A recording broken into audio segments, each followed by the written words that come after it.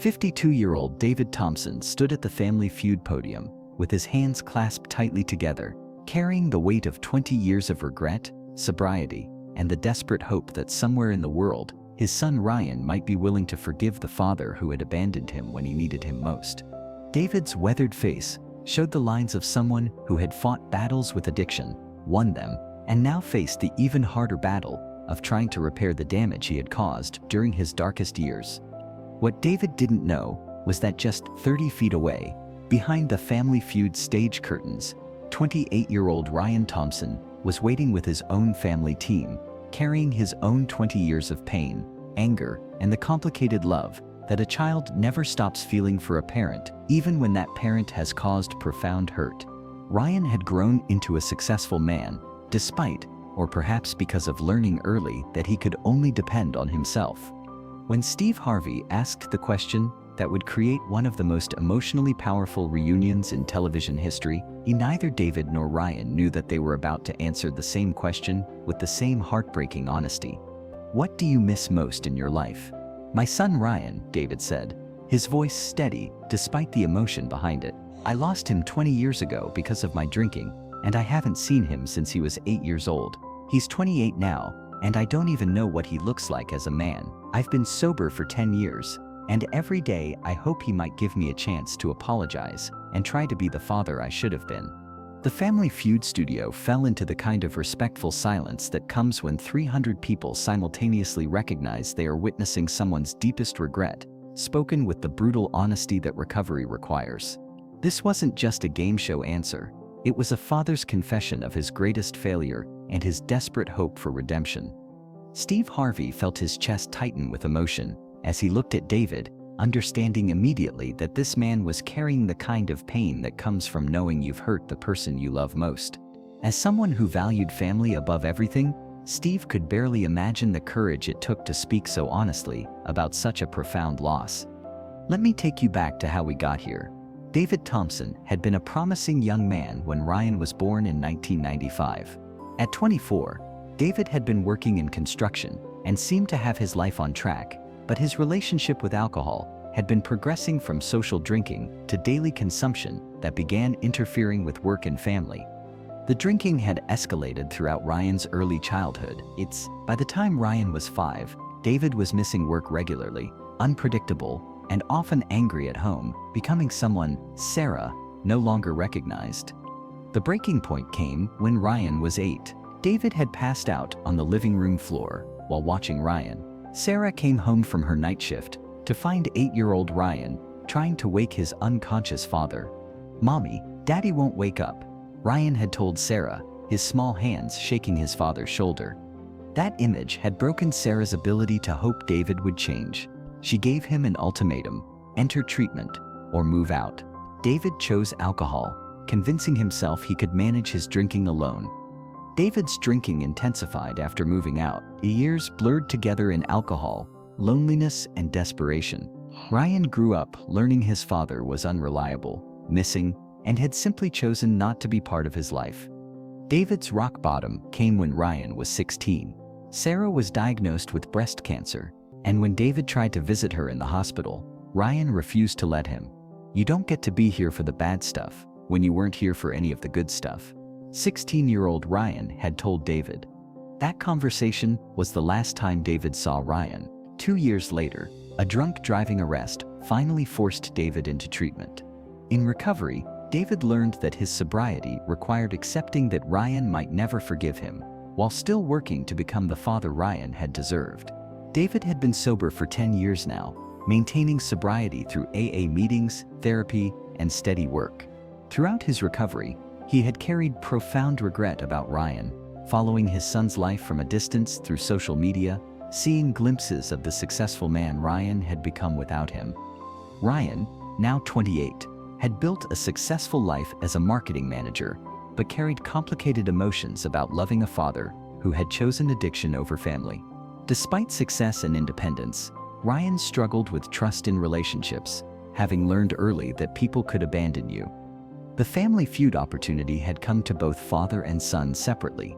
David through his AA group, Ryan through his company's team-building initiative. Neither knew the other had applied. David saw his appearance as a chance to acknowledge his failures while celebrating recovery, hoping Ryan might see the show. Ryan approached it as fun team building, never imagining it might become meaningful. The Family Feud studios had been energizing for David in unexpected ways. The bright lights, the enthusiastic audience, the energy of television production, everything about the environment had felt positive and hopeful, providing a temporary respite from the weight of his regrets about Ryan. During the family introductions, David had presented himself with the honesty that recovery had taught him. "I'm David Thompson," he had said clearly. "I'm 52 years old, and I'm from Phoenix. I'm here with my coworkers from the construction company, where I've worked for 5 years. I'm 10 years sober from alcoholism, and I'm grateful for every day of recovery." The audience had responded with supportive applause, and Steve had immediately understood that David's story represented something significant about redemption and second chances. "David, congratulations on 10 years of sobriety," Steve had said, his voice carrying genuine respect. "That takes tremendous strength and courage."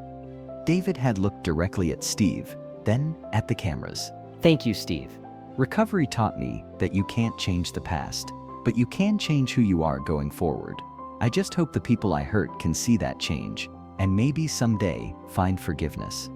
The game had progressed with David participating thoughtfully and demonstrating the focus and reliability that had made him successful in his recovery and career.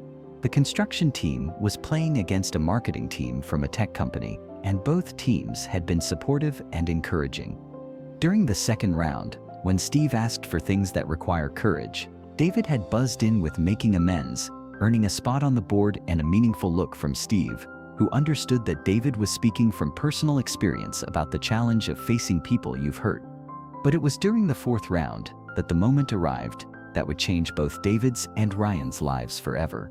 Steve had announced the survey question with his usual energy, not knowing that he was about to ask something that would force David to articulate his deepest longing. "What do you miss most in your life?" The question hung in the studio air, and for a 52-year-old man who had spent 10 years in recovery, thinking about the relationships his addiction had destroyed, the answer was both immediate and heartbreaking. David had stepped up to the microphone with the honesty that sobriety had taught him was essential, even when the truth was painful to speak. "My son Ryan," David had said, his voice carrying clearly across the studio. "I lost him 20 years ago because of my drinking, and I haven't seen him since he was 8 years old. He's 28 now, and I don't even know what he looks like as a man. I've been sober for 10 years, and every day I hope he might give me a chance to apologize and try to be the father I should have been." The studio had fallen completely silent. This wasn't just a game show answer. It was a father's honest confession of his greatest failure and his deepest regret, spoken with the kind of brutal self-awareness that recovery requires. Steve Harvey slowly set down his index cards. Something in David's tone, in the way he had taken complete responsibility for losing Ryan, rather than making excuses or blaming circumstances, told him that this was a moment requiring more than standard game show response. "David," Steve said gently, "that takes a lot of courage to say publicly. Tell us more about what you'd want Ryan to know if he's watching." David looked directly into the cameras, understanding that this might be his only opportunity to speak to his son publicly. "Ryan," David said, his voice growing stronger as he spoke directly to the son he hadn't seen in 2 decades. "If you're watching this, I want you to know that losing you was the worst consequence of my drinking, and getting sober was the best thing I ever did for myself and for the memory of who I used to be as your father.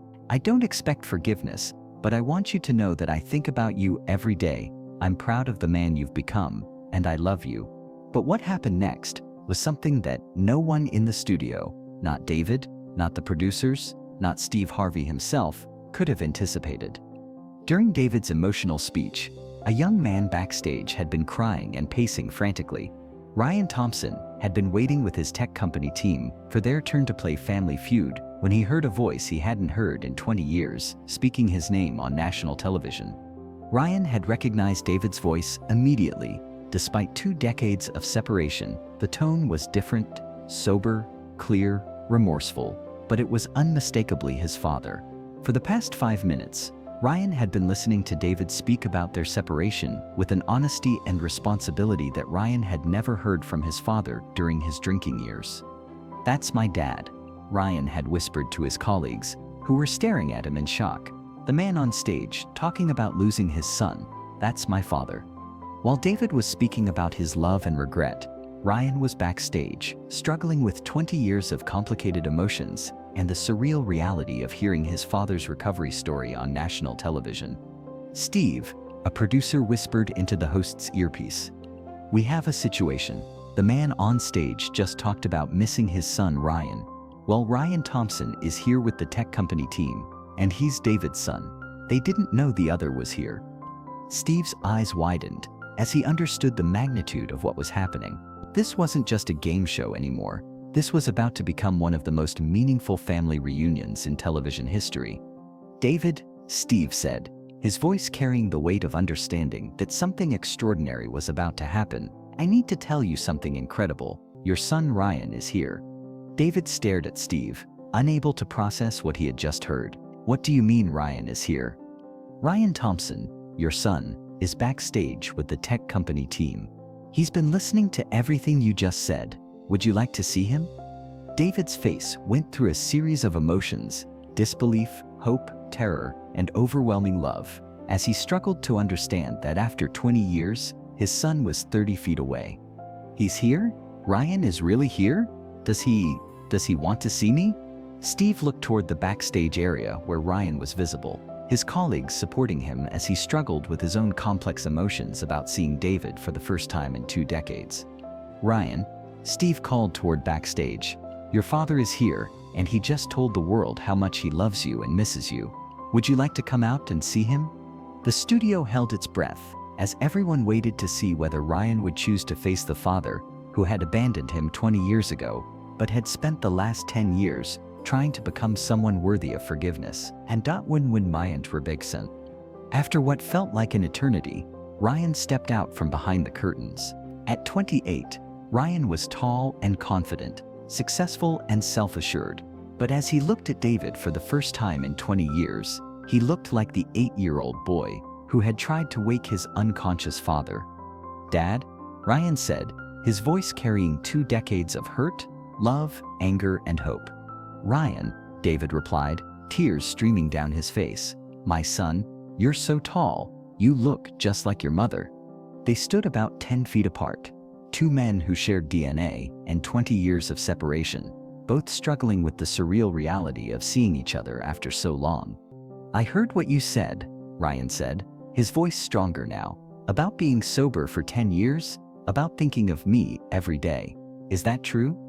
"Every word," David replied. "Ryan, I know I have no right to ask for your forgiveness. I know I lost that right when I chose alcohol over you and your mom. But I want you to know that getting sober didn't fix the damage I caused, but it helped me understand how much damage I caused. And I've spent every day of the last 10 years trying to become the man you deserve to have as a father." What happened next was one of the most emotionally powerful moments ever captured on television. Ryan took a step toward David, then another, and then suddenly they were embracing with 20 years of complicated emotions pouring out in tears, forgiveness, and the kind of love that had survived addiction, abandonment, and decades of separation. "I missed you, Dad," Ryan whispered into David's ear. "I was so angry for so long, but I missed you." "I'm sorry, son," David whispered back. "I'm so sorry I wasn't the father you needed. I'm sorry I left you to grow up without me." The studio audience was openly crying, witnessing something that transcended entertainment and touched the fundamental human experiences of love, loss, forgiveness, and redemption. Steve Harvey then did something that would become one of the most meaningful moments in Family Feud history. He removed his suit jacket, his lucky jacket that he wore to every taping, and approached David and Ryan, who were still holding each other. "David," Steve said, his voice thick with emotion, "this jacket has been with me for every show I've hosted, but today it belongs with someone who just proved that it's never too late to come home. Recovery isn't just about getting sober, it's about becoming someone worthy of the love you lost." He placed the jacket around David's shoulders. "You wear this to remember that some relationships can survive anything when they're built on real love. and that the most important thing a father can do is keep trying to earn the right to be called dad. David pulled Ryan closer, both of them still crying, both of them struggling to process the reality that they were together again after 20 years of separation. "Ryan," David said, "I don't expect us to pick up where we left off. I know I have to earn your trust, but if you're willing to give me a chance, I'd like to try to be your father again." Ryan pulled back to look at David's face, seeing not the angry, unreliable man he remembered from childhood, but someone who had clearly done the hard work of recovery and personal growth. "Dad, I've thought about this moment for years. Part of me wanted to stay angry forever, and part of me just wanted my father back. I think I'm ready to try." The studio erupted in applause that wasn't typical game show celebration, but pure joy for two people who had found their way back to each other against impossible odds. What happened after the cameras stopped rolling became a story of gradual rebuilding, earned trust, and the power of recovery to restore relationships that seemed permanently broken. David and Ryan didn't immediately return to a close father-son relationship, but they began the slow process of getting to know each other as adults. They started with coffee meetings once a week, then progressed to occasional dinners, then to Ryan attending some of David's AA meetings to better understand his father's recovery journey. David attended some of Ryan's work events, meeting his son's colleagues and friends, proving his consistency and reliability through small but meaningful actions. 6 months after their Family Feud reunion, Ryan had moved back to Phoenix to be closer to David, accepting a job transfer that allowed them to spend more time rebuilding their relationship. They attended therapy together, working through decades of hurt and learning how to trust each other again. David kept Steve's jacket hanging in his apartment as a reminder of the day when honesty about his failures led to the opportunity for redemption. Ryan kept a photo from their Family Feud reunion on his desk, not as a memory of television appearance, but as proof that some relationships can survive even the worst damage when both people are committed to healing. Recovery is about more than staying sober, David would tell other men in AA who had lost relationships to addiction. It's about becoming someone worthy of the love you lost, even if you never get the chance to rebuild those relationships. I got lucky with Ryan, but the work of becoming a better person is worth doing regardless of the outcome. 3 years later, David walked Ryan down the aisle at his wedding, a privilege he had never expected to have after the damage his drinking had caused. Ryan's wedding toast to his father focused not on the pain of their separation, but on the courage it had taken for both of them to choose forgiveness and rebuilding over resentment and distance. The episode became one of the most watched and shared in Family Feud history, sparking conversations about addiction, recovery, forgiveness, and the possibility of repairing relationships that seem permanently broken. Treatment centers reported increases in family participation in recovery programs following David and Ryan's appearance, and many families credited their reunion with inspiring their own efforts at reconciliation. The lesson that David and Ryan taught that day extends far beyond addiction or family estrangement. They reminded the world that recovery is about more than personal healing. It's about becoming someone worthy of the relationships we've damaged, that forgiveness is not forgetting, but choosing to build something new from the wreckage of what was broken, and that some love is strong enough to survive decades of separation when both people are willing to do the hard work of rebuilding trust. Steve Harvey learned that day that the most powerful moments in television happen when you're willing to facilitate connections that heal not just individuals, but entire family systems. Sometimes a game show host can do more than entertain. Sometimes he can help create the space where impossible reconciliations become possible. David learned that 10 years of sobriety had prepared him not just to stay sober, but to be worthy of the forgiveness he had never dared to expect. Ryan learned that anger could coexist with love, and that choosing to forgive didn't mean forgetting the pain, but deciding that relationships could be stronger than the damage done to them. Because that's what redemption looks like when it's real, not the absence of consequences, but the courage to face those consequences and do the work necessary to become someone worthy of second chances. That's what forgiveness sounds like when it's genuine, not immediate absolution, but the willingness to begin again and build something new.